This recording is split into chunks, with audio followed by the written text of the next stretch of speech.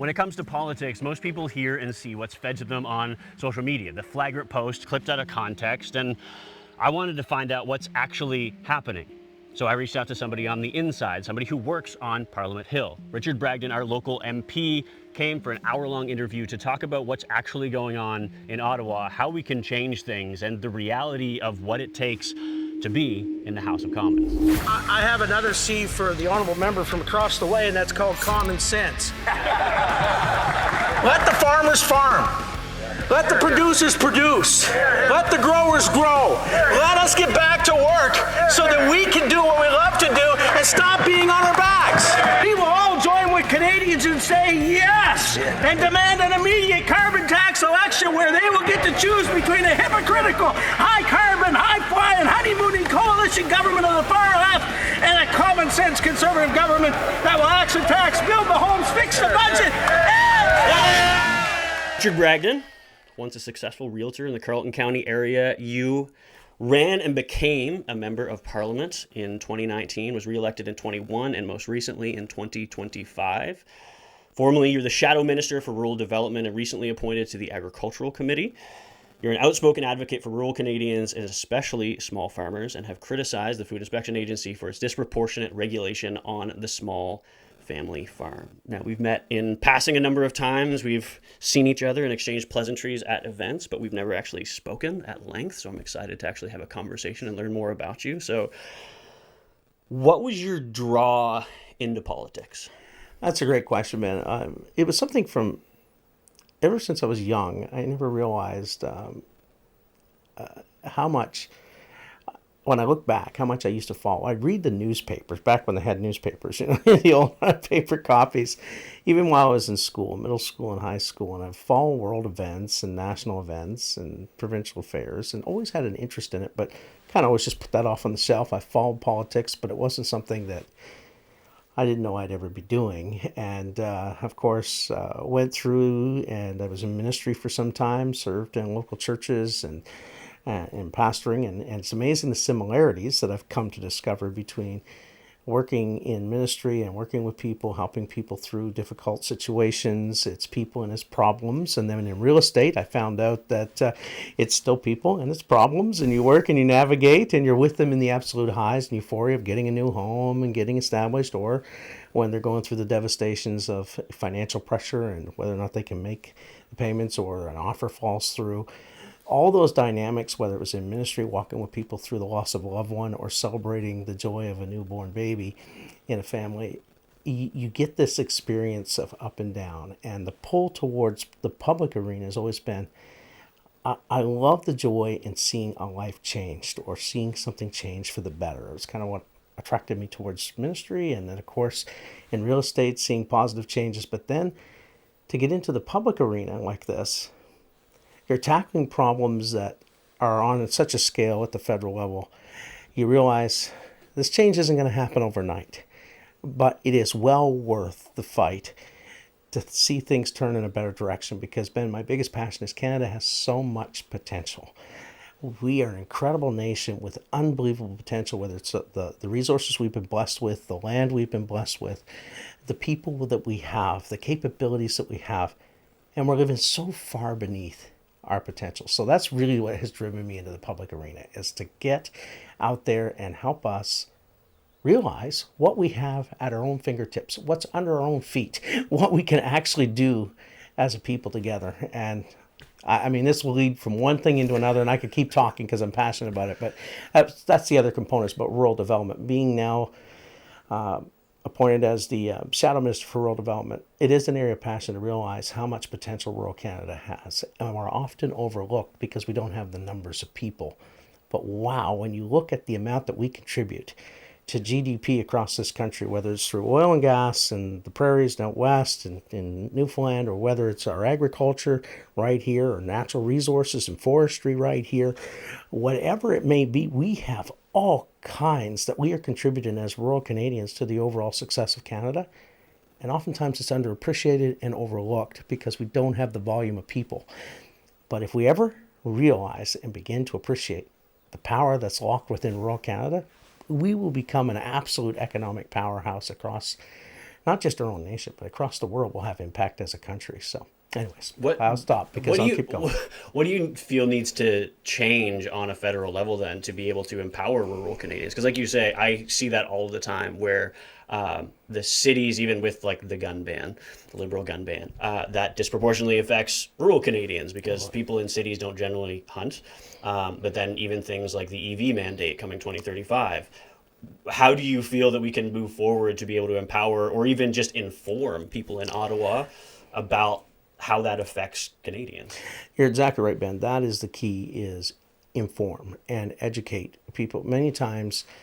Oftentimes people in the bigger urban centers, or maybe that's all they've ever known is urban life. And I have an appreciation for those that choose that way of life. It's not my particular way, but I understand that. Maybe they're normal, that's where their work is, that's where their livelihood is.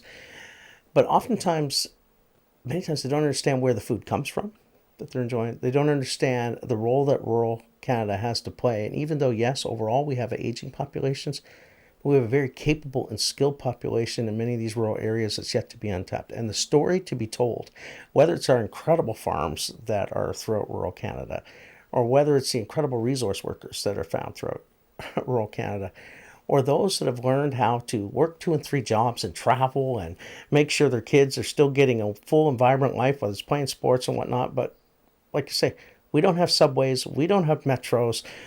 We have to drive wherever we're going, and that's a reality. And yes, many of us grew up and understand what it is to fish and to hunt and use that to help provide for our families. That's, I remember growing up, Dad was a hunter, and every fall it was the quest. He had to get that deer, and he felt like that was just something he really needed to do. He wasn't always fortunate enough to get one, but most falls we would have one, and it was a real way of life for us. And many people in Canada, when they come to realize the values, the hard work, and the resilience of rural Canadians.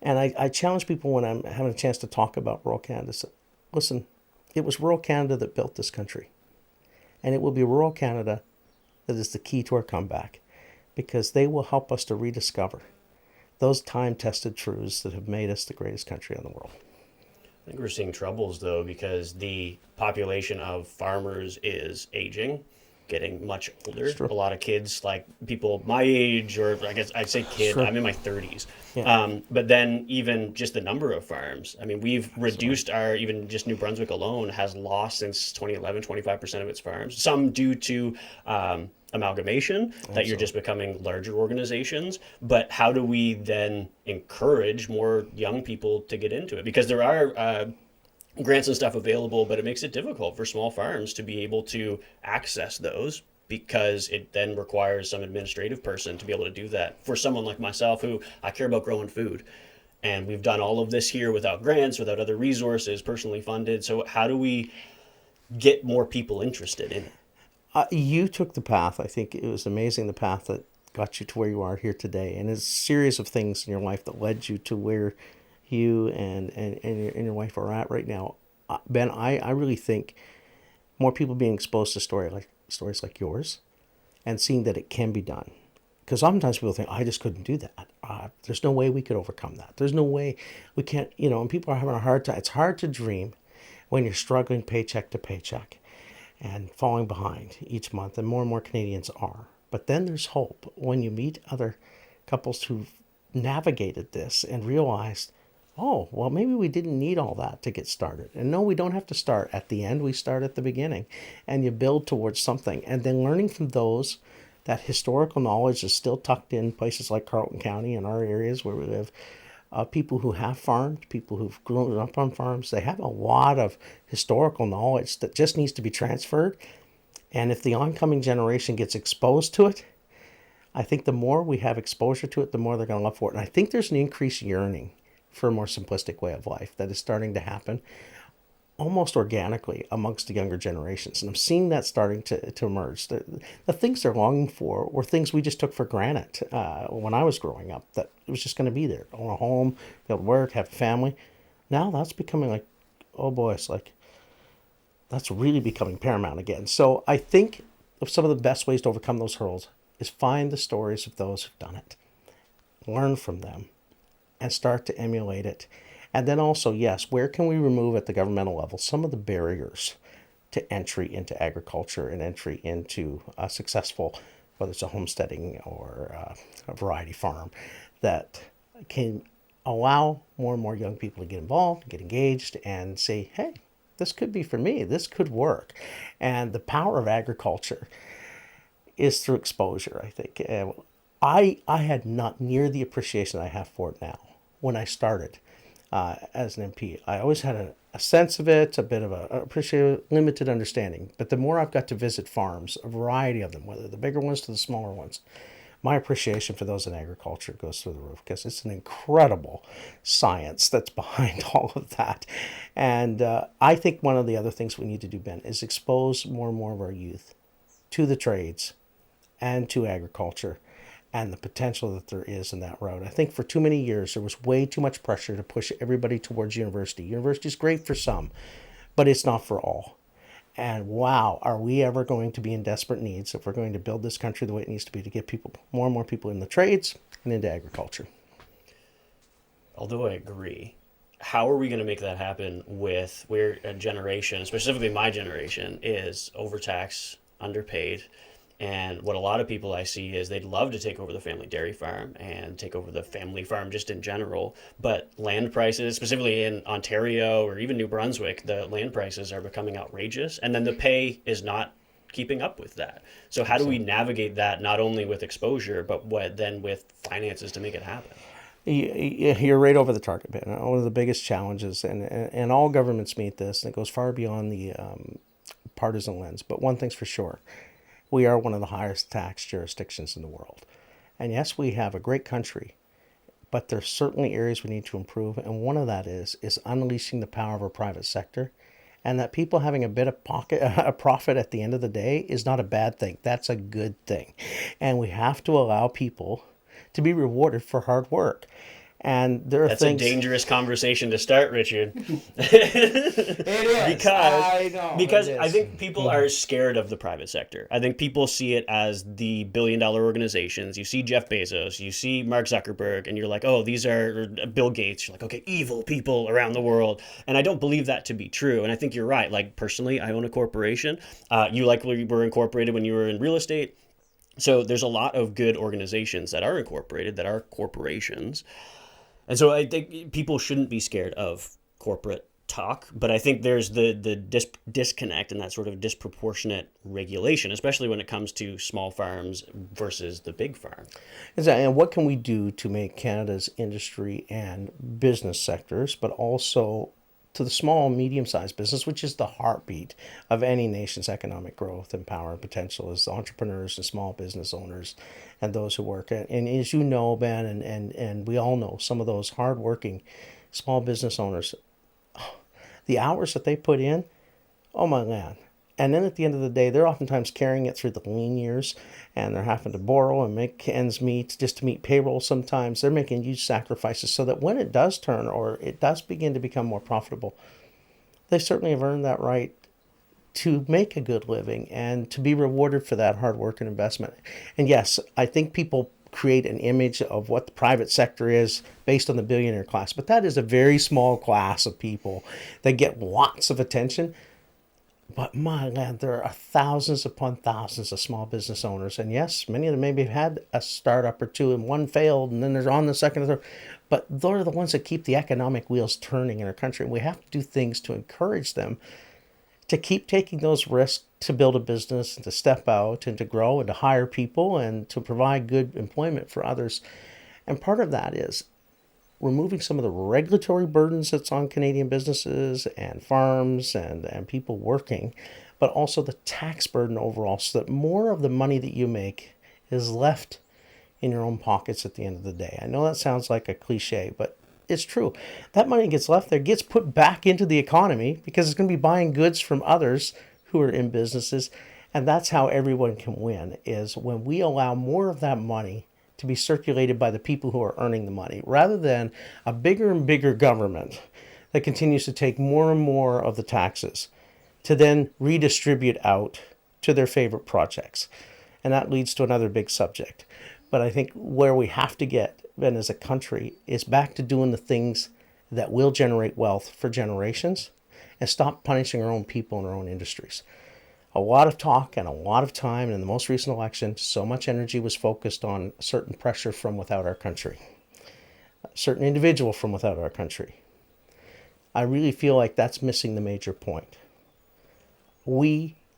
Yes, we have challenges there and we have threats there, but our biggest challenge by far has not been from without. It's from within.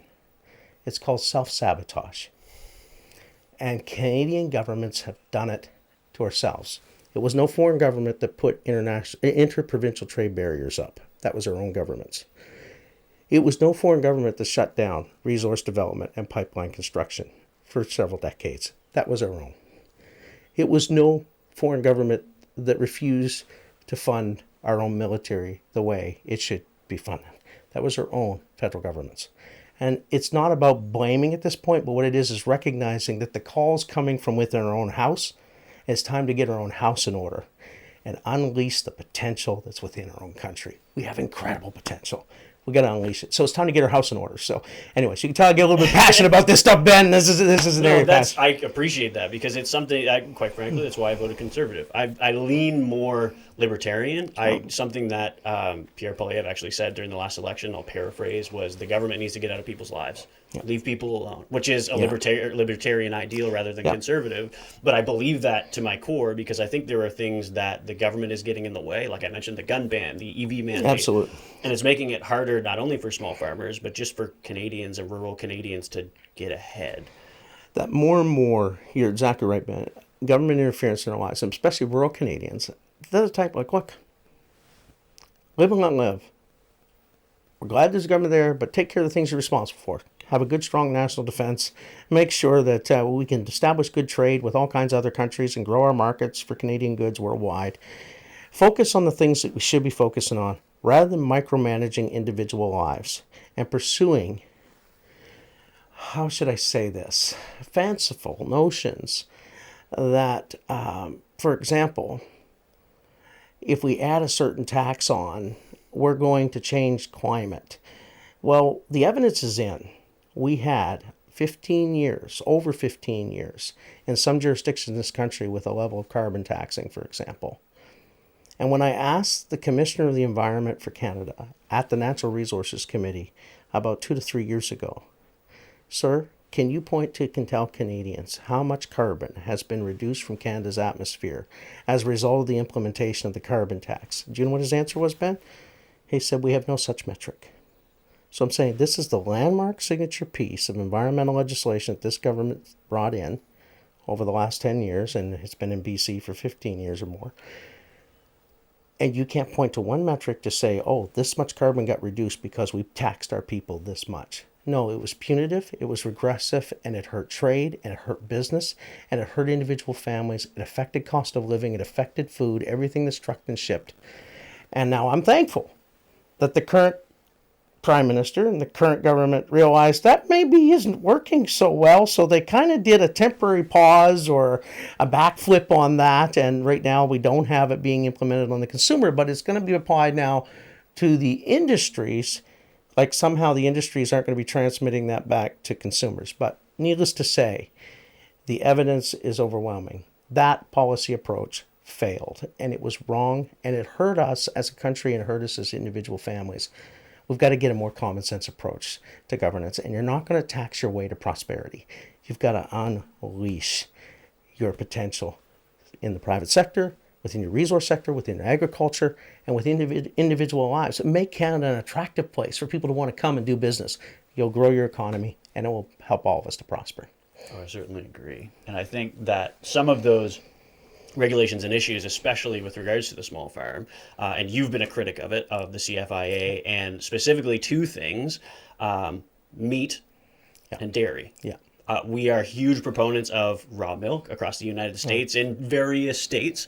It is allowable. And what is your stance then on sort of the difference between the large-scale farm, versus a small scale farm when it comes to those products? I think there is a pathway where they can coexist. I understand we have to have large scale farms to meet the needs of the population that's going to need milk and need eggs and need protein, but we also need very healthy and successful small farms, individual farms, homesteading operations where they can grow.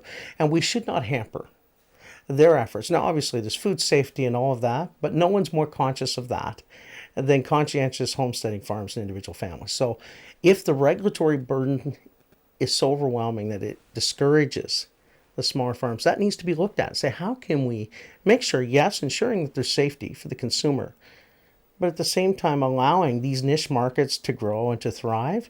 I think we can do both while protecting the integrity of what the dairy farmers in our area provide for milk across the board and good products.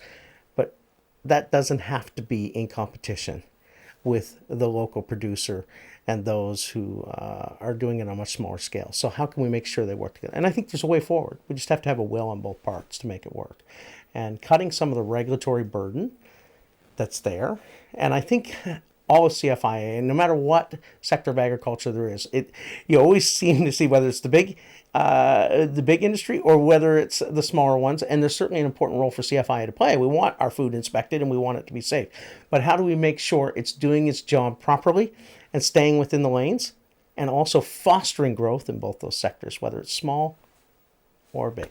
And then staying out of people's lives at the same time, because like I mentioned, for raw milk, and then for like processing meat, if I wanted to process meat at home and be able to sell it, like I understand the potential dangers there, because you should understand pathogens and you should understand the safety and cleanliness, but there's also being able to be given that choice for Canadians. Exactly. And in effective partnerships, like there's got to be a way in which, if there's a local abattoir, if there's a local meat cutter, or if there's someone locally and they've got a really good practice in their home, and I'm sure anyone who's doing a good job and knows it, they're open to being inspected and being checked to ensure that their food, if they're selling it or they're distributing it, is safe and proper. And even the proper regulatory barriers that are there take so long, and they take, even like our local abattoir, Jolly Farmers, shut down, and then we have started to open up another one, the Elliott's Meats, next to Strawberry Hill, and the regulatory burden on them to be able to get certified for everything from processing pigs, and like they have chickens and they can do chickens now, but being able to get everything else rolling. And part of that's provincial, I understand, but it makes it difficult for a small farmer or a small organization like that. I know he invested close to $500,000, and now he's just sitting on an investment that he can't really use and pay it back. So where is the stumbling block, Ben, in that? Do you know, like, what is the main stumbling block he's running up against there? Or they are? I think it's the turnaround time. It's the same thing that even people will complain about housing. It's just being able to reduce those steps that it takes, because it needs to go through 5 different agencies to be able to approve. I know somebody who just bought a distillery in the area, just bought Moonshine Creek, and the same thing, like to be able to get the government to do their job, whether it's federal, whether it's provincial. And I understand it's not on you, but there is a lot of the public sector in Canada is huge. Absolutely. And then it just goes through different people to be able to get the rubber stamp, and then be able to, okay, somebody's on vacation in the summer, so this can't happen for another month, or this can't happen for another few weeks. So how do we reduce that? Is that the burden of the CFIA? Is that something that needs to be proposed to be able to change those regulations? Those are good questions, and I look forward at the Agriculture Committee. I know that we'll be looking at, obviously, various studies. That's yet to be determined, the order in which we take on these studies. Obviously, work in collaboration with the governing side and with the other parties. But I do feel like these are some of the things that the committee needs to also take actively. In the area of federal jurisdiction, obviously, we have to respect the provincial and federal. But in the area of federal, CFIA is a big part of that. And looking at, okay, how can we get it into a better place so that we're more responsive to the emerging challenges and needs. And if there's roadblocks that can be removed, let's make sure that's doing it, and make sure that the government acts upon that to say, okay, here's a huge roadblock, here's a huge impediment. This is what's slowing down the pace of growth in agriculture across Canada. Here's one of the big levers we need to pull.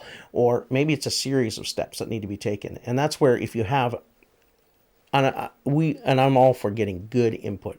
I, as a politician, am not an expert in any of these things. So we bring in those that know it best and those live in the experience. This is one of the frustrations I had while serving on the Fisheries Committee for a while. It was very interesting because we would hear from all kinds of different experts, and different people feed in and speak about a certain health of a species, or some of the challenges that were happening in our coastal communities. And then you had organizations that would represent, but there was nothing more insightful than one time we were having a committee meeting and a guy called in from his boat, and he was on the boat and had the camera in front of him, and he was talking from the boat about real challenge, real experience. And to me, he's the expert. His livelihood's depending on this. No one wants healthier waters more than the folks whose livelihoods depend upon this. Let's hear their input. Same thing when it comes to farming. No one wants better, healthier soil than those who literally keep our land and grow our food. So let's hear from the real experts and get their recommendation. If they're recognizing this is where the bottleneck is, Mr. Politician, then we as politicians should listen to the real experts and say, okay, how can we alleviate this bottleneck or solve this problem or impediment? So it's getting good input to make the right decisions. That's so hard, especially for the small farmer, because I mean, that example, like, he took time out of his day, out of his job. That probably cost him money to be able to do that, or self-service, whatever, if he didn't have to be where he needed to be. But then there's large organizations that are able to be that bug in your ear or your colleagues' ears, that they lobby, right? They have organizations designed to lobby the government to be able to make these regulations or alleviate regulations, whether it's mining or agriculture. Absolutely. But it makes it difficult. So how then do you convince your colleagues in Ottawa that, like, hey, it's all well and good to listen to these lobbyists and to talk to these massive farms and these massive organizations, but then we need to hear the conversations from the small fisherman, from the small farmer, and be able to equally wait and respect their opinions. I love where you're going with this, and it's planted an idea for me because, and I've had a chat with another local farmer in the area. I won't say his name, but and again, not a big operator, but someone who provides and fills a real niche. And when chatting with him the other day, I thought, wouldn't he be a great person to bring before committee, so that we're hearing yes from farmers? And I think Ben Cummings would be a great person for Agriculture Committee to hear from, because it's a perspective that oftentimes, like you say, the individual farmer who's maybe on a small scale doesn't always have their voices heard when the big decisions are being made, and that perspective needs to be heard. And one of the best avenues to, Ben, is through engagement with your local MLAs and MPs, which you've done a great job with, whether it's Margaret when she was Agriculture Minister in one of our areas, and that's fantastic. She's great. And, you have those local representatives, and you have myself at the federal level. And I open that because, look, there's no doubt about it. All governments, I don't care what the partisan stripe is, they have blind spots, or they miss stuff because they're so gargantuan, the stuff you're taking on, especially at a national level, and you have all kinds of regional perspectives and some politics has just become a popularity and name calling contest. Like, somebody, I guarantee when I post this, people are going to be mad that I had on a conservative, and not. It makes it difficult then to have a conversation. That's why I like to open these conversations, because I want to have those differing opinions and to hear the facts, not just hear like, oh, you're bad because you voted conservative, or you're bad because there are values. You grew up in Carleton County, you grew up on a farm, you hold the values of the rural people in which you represent. Now, you voted on bills that people may not be happy with, and I think that represents your moral stance on certain things, but I think in large part in the rural community, you represent the people that you represent in Parliament. And that is the honor. I mean, obviously, and the biggest thing is once you're elected, and this is something I've always made sure our team and myself, it's a very big priority. I don't care who people voted for in the election. Once the election's done, it's done. People have had their say. And you've got a job to do after that. And my job is to represent everyone. And it doesn't mean I have to agree with everyone, or that everyone's always going to get their way on every individual issue. I've learned that as a member of Parliament and as a member of one particular side of the House. Like, I'm a member of the Conservative Party, but that doesn't mean everything that happens or decisions that's made within the party, I always agree with everything, or they always agree with me. But I like that about our side. We can have disagreements. We have it in-house. It's supposed to be in-house. Sometimes that's why. But when you have those disagreements, have it out, and in caucus have vibrant discussion about issues, debate them, make sure all sides are being heard. That's healthy. That's democracy. And at the end of the day, when we vote or make a decision on it, then the team's made a decision. You respect the direction of the team and you go with that. And that doesn't mean you still can't vote your conscience on certain things. It doesn't mean you don't stand up and represent your position, but you understand that's how it works.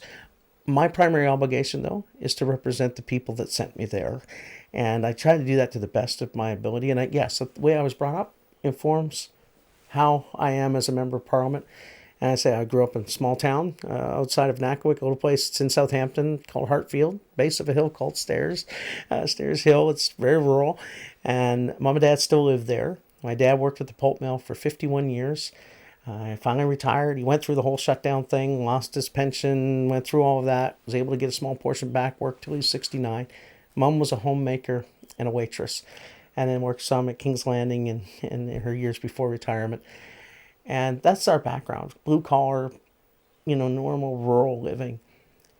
And I think I can identify quite a few people from Carleton County and York North and Victoria County, and they realize, oh yeah, well, Richard's just the boy up the road, and that's exactly who I am. I'm no different. I just happen to hold an office that I do love the work. I enjoy the variety. And the best part of the work is things like this. I love going and meeting folks that live here and the stories that you have to tell and the perspective you bring. And my primary obligation is to make sure voices like yours have a hearing. We may not always get our way on everything, but hey, at least you feel like Richard heard me. And that's going to inform when I'm sitting on agriculture committee or talking about rural development. It's conversations I've had with the Ben Cummings, the Livingstons, or whether it's the Michauds, or whether it's the dairy farms or the Wheatsedexers or the individuals. And I just throw names, not in a bad way, I said it in a good way, because there's farmers who are very, very good at what they do all across this valley. And there are resource workers that are incredible, and woods workers that have done great work, that all deserve to make sure their elected representative, when he's up there speaking, doesn't forget who sent him there.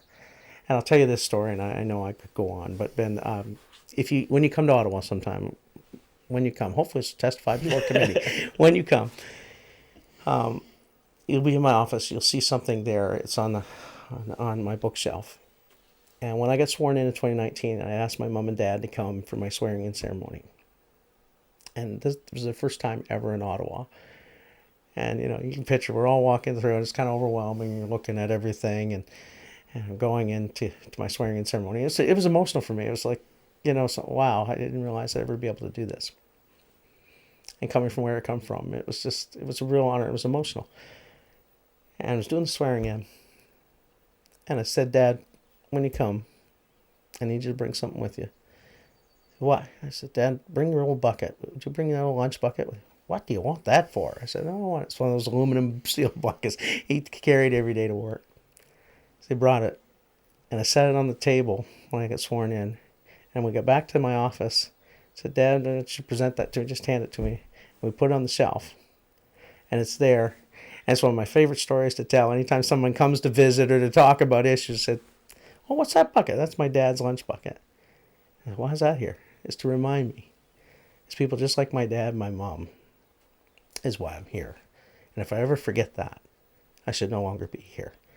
So it's a daily reminder when I'm in Ottawa that I'm here to be a voice for those who carry buckets, who work in the fields, who wait on tables, who raise their families, working hard, paying their taxes, doing the best they can. They just want the Canada that they know and love to have the same to offer to their kids and grandkids that they had growing up.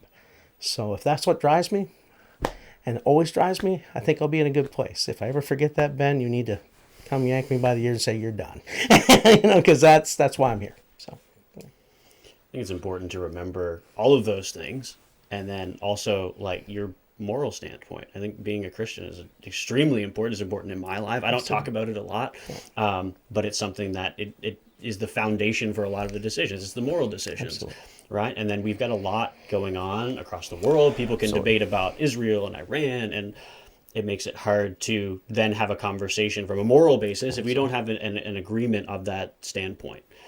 So how do you, back to agriculture. I don't want to get too political or too religious, but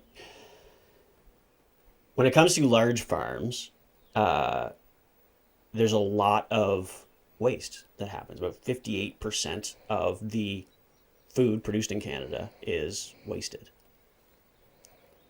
So how do we navigate then going to, yes, we need these large farms to be able to feed a lot of people, but if the majority of that food, and that is the majority, is not actually feeding people, food insecurity is rampant in especially our communities. I spoke to the food bank last year before. Yeah, huge. And at the time, they were getting 100 new people, and that's just in Woodstock, 100 new people a month at the food bank.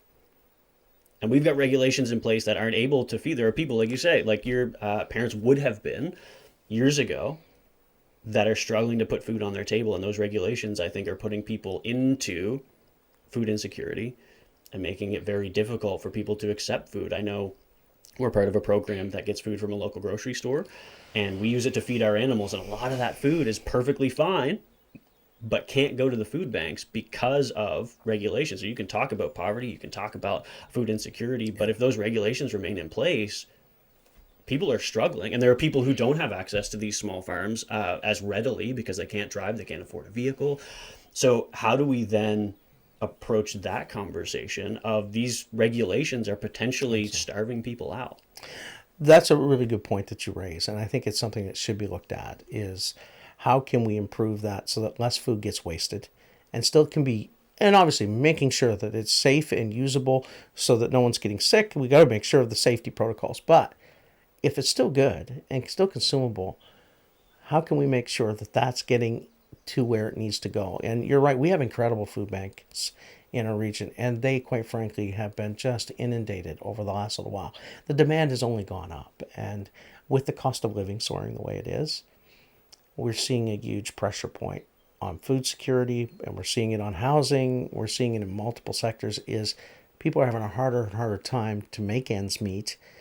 And you can have now, what they found in my conversations with our local food banks too, is more and more working families and more seniors that never used to have to be as dependent on it are starting to have to rely on the food bank services because their paychecks or their pension checks are running out quicker than their bills. And to help bridge that gap, they're needing food banks and these other services.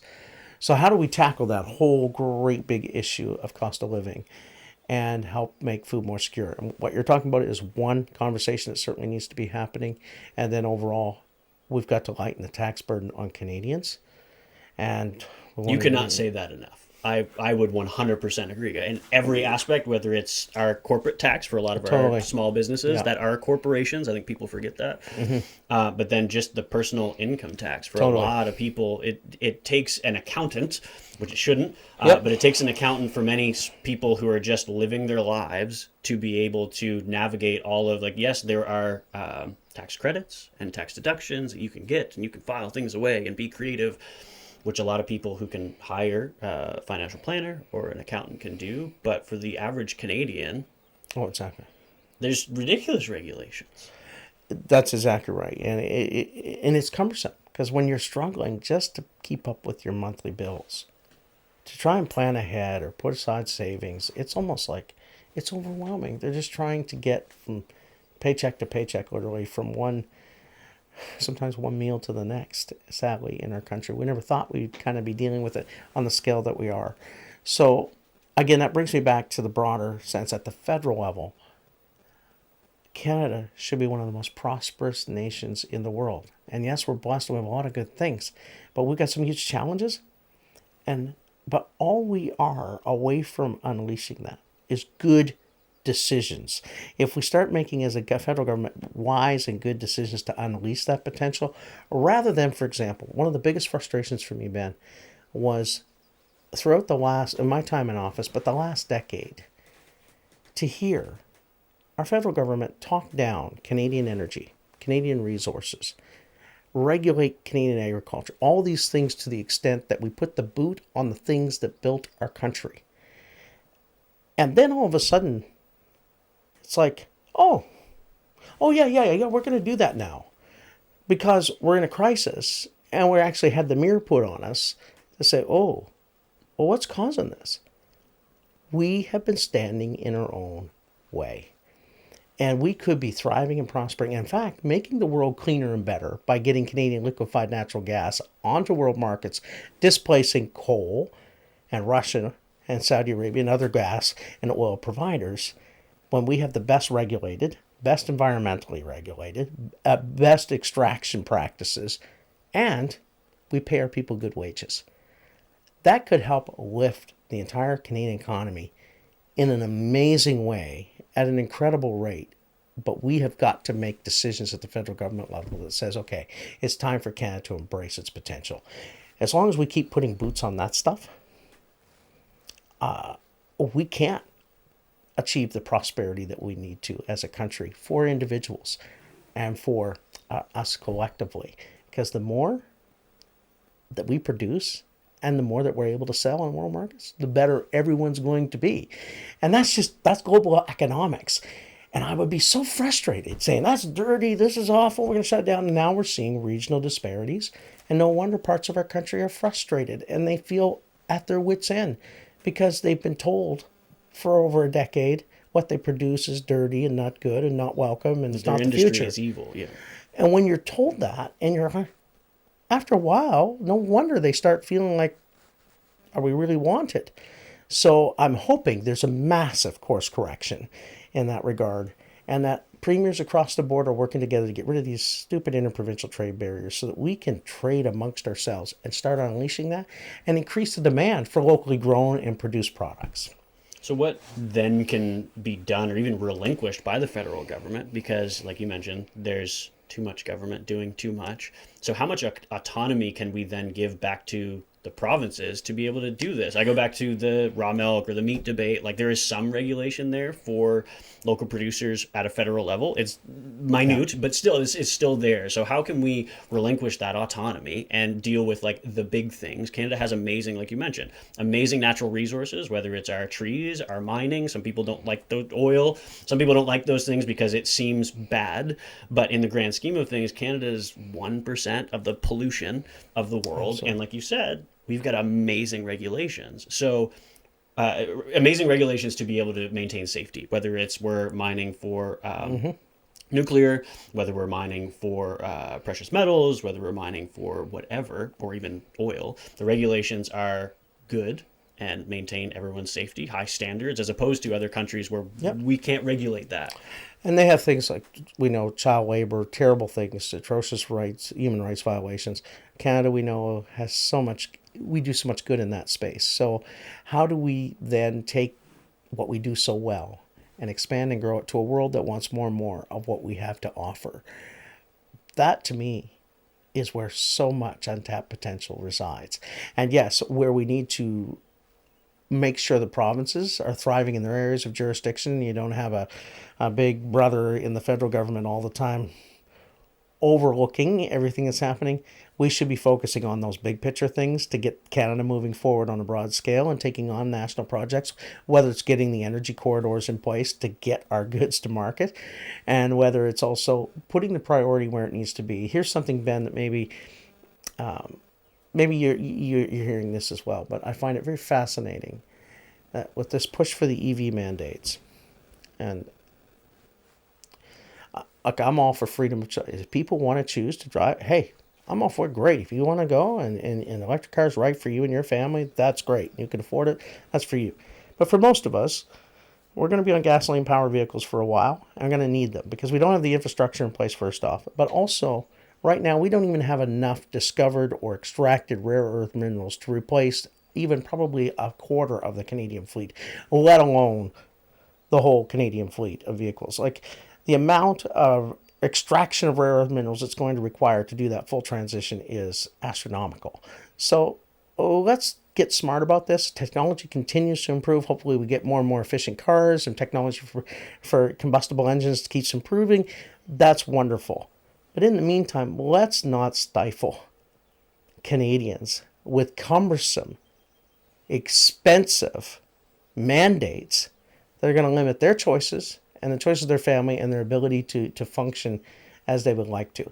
So let's get back to some common sense, not to use a cliche, but really we do need some common sense when it comes to this stuff. Yes, keep improving technology. Yes, keep getting things that are cleaner and better and more efficient. That's important.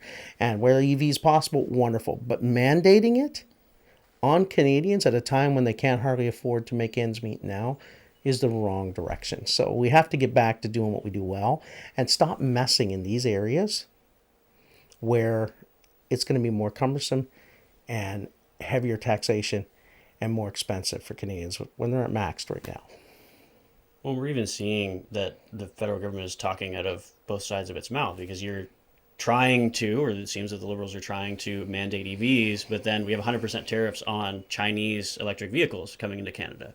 So if you want people to have cheap, accessible vehicles, why not get them from China? China does really good in their industrial sector. You can say whatever you want about communism, and I disagree with communism and sociopolitically with China, but with regards to their industrial sector and how they produce, I mean, they produce most of the goods for the U.S. because the U.S. doesn't have large industry for PCBs, for a lot of their electronics, a lot of the stuff that we are ordering now, whether it comes from Temu, Amazon, Wish, it's coming from China. So, and that was something that I appreciated when Donald Trump was running, like him or hate him. He was running on that premise was, let's bring it back to the U.S. And I haven't heard much of that from the Canadian side. A little bit from our natural resources, but we have lost a lot of those sectors. A lot, like you mentioned, our mills in the area have been shutting down in favor of 2 or 3 large mills. So it makes it difficult to be able to, for Canada to be sovereign, to be able to deal with our own people, our own issues, when we are trying to regulate and trying to bounce around, trying to regulate our own citizens while trying to bring in or tariff or whatever from other countries. Yeah, you're exactly. This is where, and I don't think it is unrealistic to believe that Canada can start manufacturing and 100%. building and doing more for itself and bringing more of that back home. I know many would say, oh, those days are gone. We have to outsource all that. No, I don't think we do if we get creative, because also... Who's saying that? Who's saying that those things are gone? Well, it seems like... Because we still need those things. We still those need things. computers, and we can't just say it's gone because China... it's cost prohibitive because of our lifestyle here in Canada, like the wages and all of that. They say it's so expensive. You hear that. I don't agree with it, but I think that's where the ideology is, oh, we have to outsource that to other countries that can do it so much cheaper, and then we'll buy it back. And have the blind moral eye of, like you said, dealing with slave labor or the lower wages. Right. We're accepting lower wages in other countries because Canada is so great. Yeah.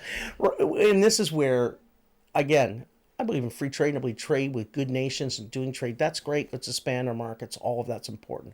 But I think it's so important, too, to realize, don't miss the moment that there's big vacuums on the world stage, and in a lot of nations that want to do business with Canada. Here's our opportunity now to bring some more manufacturing or get more manufacturing back in Canada and developing goods from start to finish. Plus, going to the value add and putting more value on our products so that, for example, not only are we selling the raw bitumen or the raw product out, so let's expand our refining capacity so we're sending refined petroleum products overseas at a premium price. So your profit goes up, it employs more people, we're developing and doing more things, and we become much more self-reliant, which should be the aim of any country, is how can we make sure in this world that we're living in with all kinds of geopolitical uncertainty that we are as secure as we can be, whether that's, yes, increasing our military funding and making sure we're doing what we need to do there, but energy secure and food secure, and making sure we have the infrastructure in place and the manufacturing capacity in place where possible, and establishing good relationships with complementary nations upon which we can build a much more secure and prosperous society. But right now, if we're taxing our businesses out of competitiveness, what other industries are going to want to come and set up more and more and develop more and more here in Canada if they feel like, oh my land, the more we make, the more they take. When I can go to this other jurisdiction where the tax burden is not near as heavy and I'm not regulated to the point of being stifled, I can do better there, we can do better there, we can hire there.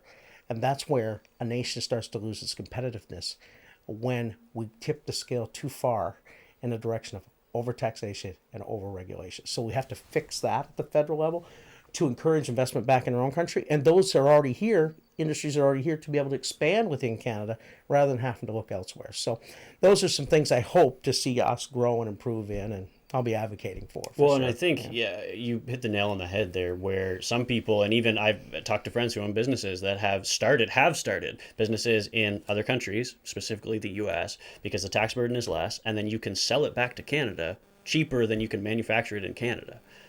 So to import it into Canada and make it somewhere else is cheaper in the U.S. And not the U.S. is not a third world country. We're not dealing with slave labor. They have relatively good rules or laws and protections for their people. So you're right. We should be more focusing on Canada and Canadians and being able to feed Canadians, back to agriculture, being able to feed Canadians and be able to have that manufacturing aspect for everybody, whether it is oil and gas, whether it is the mining industry. A lot of people, I think the social justice over the last number of years, last decade or so, has become very dangerous to say, oh, you can't do anything. We got to worry about the climate too. It makes it difficult to be able to move ahead when you are vilifying factory farms and talking about small farms as factory farms. Mm-hmm. When you're vilifying mining and talking about mining as if it's happening in another country. We are wrought with resources. We are wrought with incredible resources to be able to bring to market. Absolutely. And I would love to see Canada be able to bring our mining, bring our wood, bring more to the world stage, because we have our oil we have so much to offer here. You got it. And we're still buying Saudi oil. You've got it. But that's been one of the big driving forces and passions for me, is I see the potential. As Canada, I'm not a career politician, as you know. I had a life outside of this, but I got involved because I felt like for my kids, and someday, hopefully, grandkids, that there's so much Canada has to offer. And it's not the people. It's that I think we've had a lack of leadership with vision for the potential of what Canada can become. And I truly believe we could become the most prosperous, and we already are tremendously blessed, but the most prosperous, thriving country in the world, based on the resources, the land mass, the agriculture, the skill set, and our people. And all we've got to do is unleash that. We have self-sabotaged our own potential in a way that is beyond frustrating. That's why I think so many Canadians feel that frustration. And it's been building, and especially in the West, we sense it being built. But it's building here in Atlantic Canada as well. I realize, whoa, we have so much. Why are we struggling like we are? And that's where we need fresh vision, and we need new leadership that can take that and say, okay, it's a clean slate. Here's how we're going to get there. And let's start to unleash the potential of what is called Canada. And we truly could become the true North, strong and free in a way that would be incredible on multiple facets. And we always, historically, and Canada has this in our DNA. This is in our DNA. You talk to anyone, no one punched more above their weight than what Canada did in World War I and World War II. We had the most valiant fighters and incredible warriors, excuse me, of any nation in the world. And yep, there were superpowers and all that of those times. But our guys that landed on that beach in Juneau, our people that went and fought bravely and courageously for a small country, we had an incredible, amazing impact that set the world free from a dictator in World War II. We have that in our DNA. We have to rediscover it and unleash it. And it's the same thing. And I'll go back to this, and I'll stop, but I get passionate about it. Rural Canada. Man, it's places like this and across this country that built Canada. And it became an incredible nation out of unbelievably rough circumstances, cold weather, tough environment in the winter to do things. But cut out of that, an incredible nation that had amazing impact and became really a beacon in the world for so many good things. We're a compassionate people, a kind people. We're a humble people. We do good things. We work hard. We have a great story to tell. But we've kind of been in this drifting phase, and we got away from that identity of who we really are as a nation and our potential. If we ever rediscover that, and through rural Canada, I think it's going to be the key. Like we built the nation, we still have those values firmly instilled in us. We're going to be the key to our nation's comeback, because we'll be what unlocks the potential of our agricultural sector, the potential of our resource sector, our mining sector, our coastal communities and fishing communities. We will be key in helping this nation get to where it needs to be. So I'm excited about that. So what's standing in your way at a federal level as an MP from making that happen? Well, we're going to keep, right now, the biggest thing is obviously, and I'm being a little partial here, I do believe that a fresh government with a fresh lens that sees that potential authentically, that will work towards unleashing it and not just make a decision that's politically, and all politicians and all parties, and I'm not trying to sound high-siding like we're better than others, but there is a choice. And I do believe you've got to put in place a government that gets it. And not just for a brief window of time to win an election, but is committed to the vision of unleashing our resources, our agriculture, our workers, allowing them to thrive and do well. And by unleashing that, we will unleash the potential of Canada.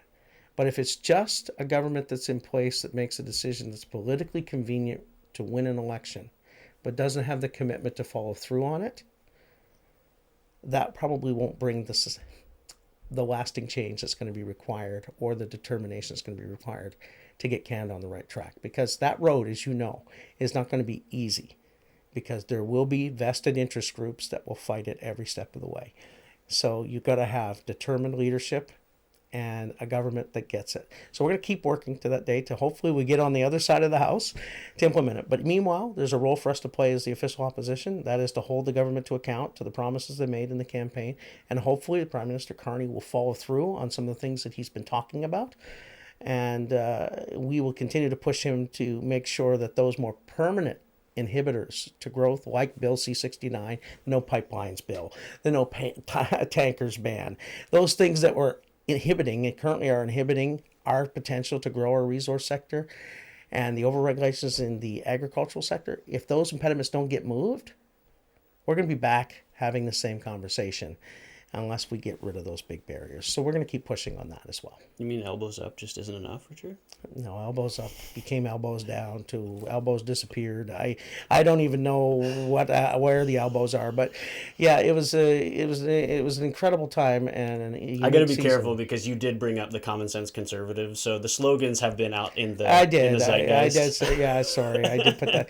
And you know, I you're right. And look, campaigns are campaigns, and it was an interesting one for sure, an unprecedented one. And people who know me, I do have friends on the other side of the aisle, and I like, we're all Canadians. Have you had productive conversations with the Prime Minister? I had one conversation with the new Prime Minister. I had one, and it was a good one. It was actually, it was in regards to the National Prayer Breakfast that I happen to be chair of each year on Parliament Hill. And in my capacity as chair, you work with all sides. And to his credit, the former Prime Minister came every year he was invited and as Prime Minister, and our leader came every year he's been invited. And so far right now, both of the leaders, my current leader, Pierre, and, he's come each year. He's come and plan on coming this year as well. It's in March. And I had a brief conversation with the Prime Minister before the House rose and said, look, never had a chance to meet you yet in person, Prime Minister. Appreciate the opportunity to say hello. And I was just catching him outside of the house, actually. He said, oh, yeah, great. Where are you from? And I said, Western New Brunswick, and a place called Tobique-Mactaquac. Oh, yeah. And I said, I just want to take this opportunity to invite you to come to the National Prayer Breakfast. We'd be honored to have you come. And he said, you know what, Richard, I'm going to plan on being there. That would be great. He said, please send it, and gave me the name of the person to send the invitation to. So I appreciate that, and I look forward to it. And I do have friends that we've gotten to know who are on the other side of the aisle, good people who work hard for the country, and we can have ferocious political debate, but recognize that, hey, we together want what's best for this country. And that's what's important, is to work together where you can. And yeah, have vigorous debate. That's healthy. I'm not afraid of debate, but it doesn't have to be personal attacks, and it doesn't have to get into that kind of stuff. That's not my style. Anyone who's followed our campaigns know that I don't go there. I don't go into it. Now, on issues, sure, that's fair ball. That's part of it, but I don't like that side of politics that's there, unfortunately, on all sides. The partisanship has become very troubling across Canada. I mean, across the world, because even in the U.S., people are mad at MAGA and all that. And I think that's become a major issue where people identify as their political party rather than on specific issues. Like, that's a perfect example that there's specific issues that you should vote your conscience, you should vote for your riding. Absolutely. And I think more and more people in the population have really just identified as, I'm a liberal, I'm going to vote liberal until the day I die, I'm a member of the Liberal Party. Then there's people conservative, I will vote conservative no matter what, I don't care.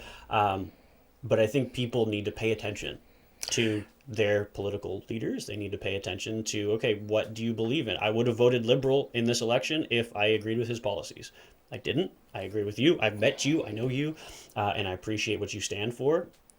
And so I think more and more people need to do that, need to make the effort, whether it's provincial, municipal, and get involved and be able to have these conversations. I have no desire to be a politician. I don't enjoy it. But being able to have these open conversations and be able to talk and be more than red or blue or orange. And hey, we're dealing with a international crisis, let alone a national crisis. And Canada, like you mentioned, could have so much potential on the world stage. We're a relatively small population compared to some other countries, but dang, we've got some natural resources that outcompete the world. Absolutely, Ben. And look, there are things in life that are bigger than politics. And those are the things that, for me, there are things like faith, family, friendships. And when you have those things in your life, and of course, good health and a nice place, a place to call home, those are the things that matter most in life. And when the chips are down, it's not going to be whether you're red or blue or whether you're what side. It's, you know what? Did we make a positive impact? Were we able to move the ball in a good direction for the sake of the country? And I tell people, I know the noise of question period and all the theater that happens around that. See it for what it is. There's political theater. It's to get the attention. But let's be honest, Ben, no one would watch House of Commons, which most of the time when it's running and we're having a debate on the bill, most people will never turn into that or watch that because they say it's boring. They don't want to watch someone just talk and debate a bill like that. But boys, oh boys, when the question period comes on, then yes, the eyes of the media and everybody's there. So they're all fighting for that 5-second or 10-second clip. And so it gets boisterous and it gets lively. Is there a benefit, though? I'm not sure. I think the jury's out on that. Because I never want I never want issues to become a popularity contest. And it shouldn't. It shouldn't be pageantry. It should be, we're doing this for the better of Canadians, not who's the loudest. And I mean, you saw that last election with Pierre holding Trudeau to the fire. Like, there's a lot of things that if you can speak well or you can debate well, you're going to win that one. But I would much rather move forward with politics. Totally. And that's where you can't lose sight of it. Recognizing that politics has a bit of the theater as part of it. That's the nature of the game. But then I hope Canadians continue to weigh and sift through all the noise and say, okay, who has the right policy approach, the right policies to get us where we need to go? Who can make the right decisions to get us in a better position as a country? And that's where I hope, I hope our side continues to improve and grow. Obviously, we've got room to improve and grow in order to win the hearts of more Canadians. And we need to learn those lessons. And no one's more committed to that than Pierre in learning those lessons and making sure that we become even better positioned. We've grown. We had some good gains, but not enough. And we're going to keep working and learning to gain that confidence. And I think as Canadians realize and they recognize, oh, yeah, they're not people with three heads. They're just normal human beings. And it's like any profession. Yes, there's some bad apples in the mix, but overall, they're just normal, ordinary Canadians that happen to have an incredible opportunity to be a voice for a certain amount of people in our country. And if we all do our best to represent that, bring it to the table, have the vigorous debate, but then after that's a democracy. When the votes are held, then you respect that, and you keep pushing, and you keep contending for your position, and then decisions get made, and you keep moving the ball down the court, and then Canadians get to weigh in periodically, and hopefully the next time they get to weigh in, Ben, we'll have a few more weigh in with us than the other side. But overall, I think that's important that a lot of people, at least in the homesteading community and whom I speak with, have talked about like, oh, I don't vote because I don't believe in that. And we've even, quite honestly, Nicole and I have talked about like, should we move? Should we move to the Caribbean? Should we move to the U.S.? Is it going to be easier or better? And we've just decided on Canada with regards to our natural resources. I love hunting here. I mean, our growing season sucks. It's short. I needed a greenhouse. We built a greenhouse. But there is no place I'd rather be. With Canadians, I wouldn't call us Americans at large in North America. No. We are Canadians. And what we, throughout my lifetime, have stood for, that international politeness, that silliness that we've always stood for as Canadians is so important. And I'd like for us to maintain that. And back to, so not voting, we have this system, we have this parliamentary system in place. We need to maintain it. I mean, you're going to get taxed regardless. You're going to deal with these policies regardless. The laws, so you may as well have a voice. You may not like it. We may not get to vote directly for Prime Minister like they do for the President of the United States, but you need to do your part. And whether that's getting loud and protesting like some people do, which I encourage. Some people are very displeased with some things, but being able to have these conversations rather than yelling in each other's faces. We can disagree. I'm sure we don't agree on 100% of everything, but that is important to open up those conversations. And like you say, I guess it may be better to have that political theater so that people can be informed and so that people can know, hey, this is the bill that's coming up, the laws that are being made, because otherwise you see things. I joke sometimes that I break laws I didn't know exist around here because I'm like, oh, shoot, I'm not supposed to, but you don't realize until and ignorance is not an excuse of the law, but you need to realize you live in a place where we have a parliamentary process. We have the federal government, provincial government, your municipal government, and to get involved, especially on the municipal level and the provincial level, and then also interact and vote federally to be able to deal with things you want moved forward. Large scale things, like I mentioned, the CFIA and our minerals, and like it's important that Canadians stay Canadian. Absolutely. But also stay important on a world stage. Because our country, like you mentioned, is so incredible, and I'd like to keep it that way. Absolutely. And there's a wise man who once said this, and it stuck with me as a young man, and I never forgot it. It was, those who refuse to become involved will be governed by those who do. And there are many people who get in the armchair, oh, they're all this, they're all that, it's terrible, it's awful. I think that's important. Say that again. Okay. It's so important that, and this wise man said it this way. He said, those who refuse to become involved will be governed by those who do get involved. So it's so important that good, hardworking, honest people get involved so that we can overcome if there are some bad apples in the mix or some corrupt or things that need to be, as there is in any profession. But the good people always are making sure their voices are superseding anything that would run contrary to that. So we need good people to be involved. And it was not something that I thought I would get involved at this level. I was in ministry and doing other things, and some people said, how could you ever leave ministry and go into politics? And I said, well, I don't see it as walking away from it. I see it as an extension of it, because faith, yes, is a big part of who I am now. And we talked on you touched on it earlier, Ben, but for me, my faith isn't something to be enforced on anyone else. I respect people's free will and be able to choose to live their life as they choose. But I also have a right as a Canadian to, as John Diefenbaker said, worship God in my own way, to believe what I want to believe and to represent that. And it doesn't mean that I'm going to get my way on every issue. Not at all. That's democracy. But I also, as a Canadian, have a right to have a say and a perspective.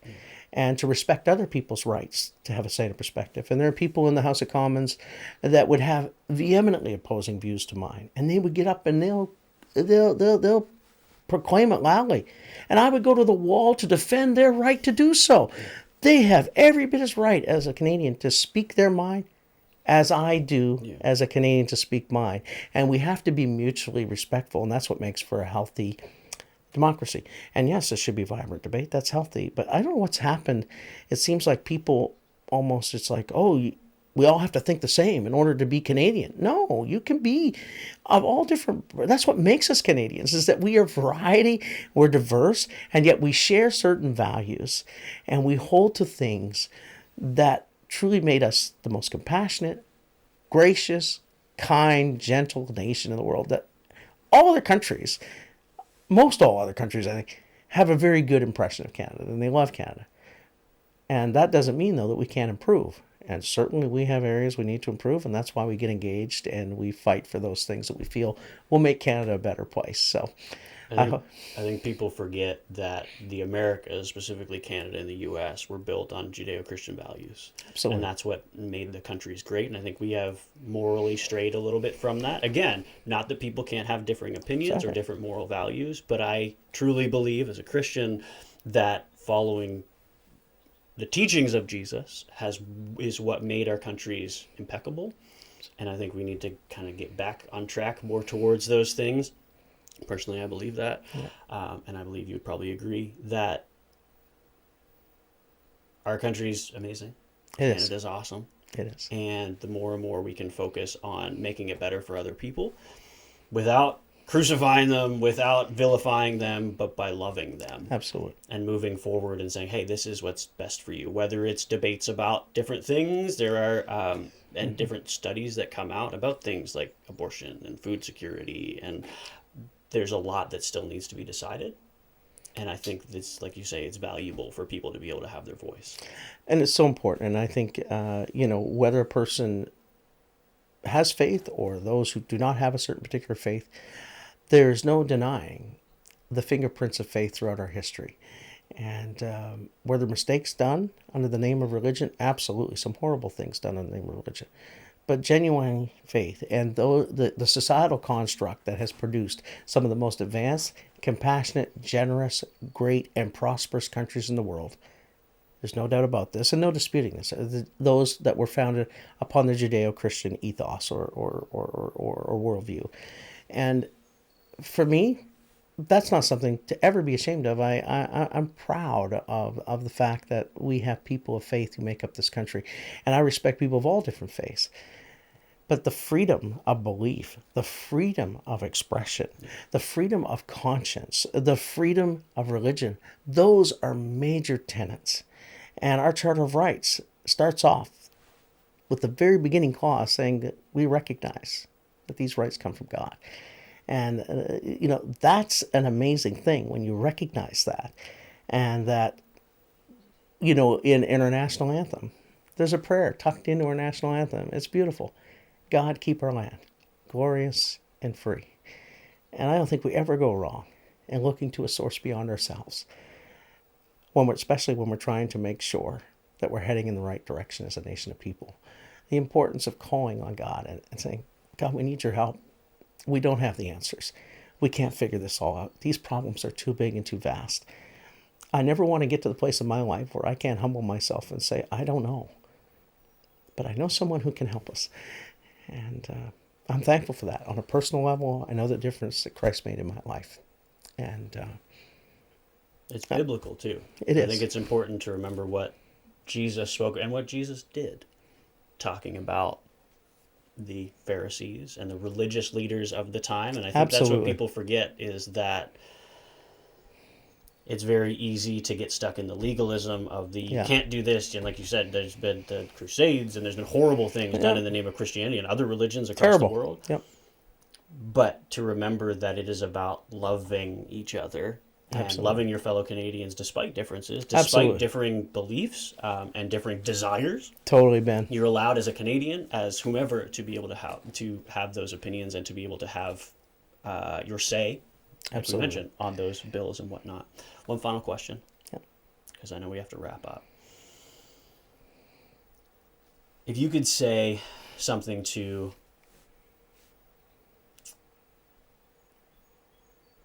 your riding, to encourage them that you are doing your best to represent them, what would you say? First off, I'd say thank you. Thank you for the opportunity to serve. I consider it the honor of my life.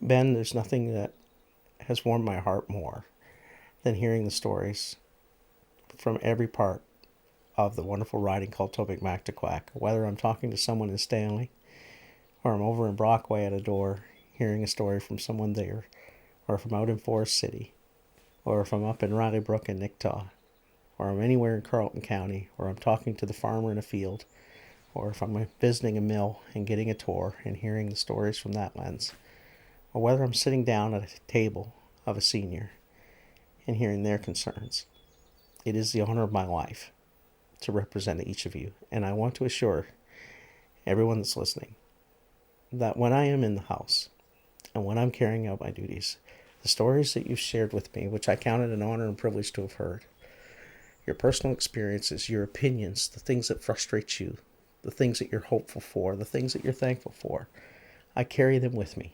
I carry them with me every day. They come out in my conversations. They come out in what I share in the House. And I try and do my best to make sure your voices are being heard. Every day I have the opportunity to carry the title of being your member of Parliament, because it's your house. It's the people's house. And I just happen to have the privilege of being your voice in that place. And I want to always make sure that your voices are heard. And as I said earlier, if I ever forget those who carry that bucket, like my dad, or who wait on our tables or work in our fields and grow our food and keep our land or manage our forest, I should no longer be there. So right now, it's top of mind, and my commitment is to keep it top of mind as long as I have the privilege of serving and representing this great area. Thank you, Ben. Thank you for watching, and if you liked this episode, please consider subscribing and letting us know your comments on what you thought of this episode.